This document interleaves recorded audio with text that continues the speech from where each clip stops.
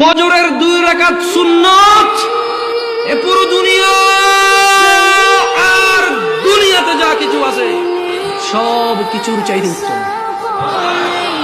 তাহলে যে 2 রাকাত সুন্নত পৃথিবীর চাইতে উত্তম, ওই 2 রাকাতের সুন্নতের পরে যে 2 রাকাত ফরজ রয়েছে, এই ফরজের আল্লাহু আকবার কি দিয়ে মিটাবা?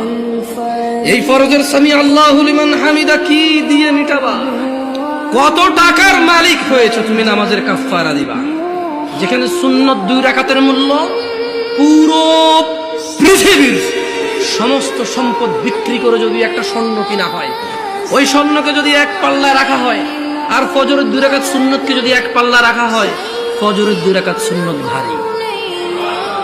ওই সুন্নত এত ভারী হলে ওই ফজরের নামাজের ফরজ যেটা তুমি ঘুমের মধ্যে কাটিয়ে দাও, ওই 2 রাকাত ফরজের আল্লাহু আকবার সামি আল্লাহু লিমান হামিদা আত-তাহিয়াতু সুবহান রাব্বিয়াল আযীম সুবহান রাব্বিয়াল আলা কি দিয়ে কিনবা? তুমি কি কয় টাকার মালিক হয়েছে যে 2 রাকাত সুন্নতি পুরো পৃথিবীর চাইতে উত্তম?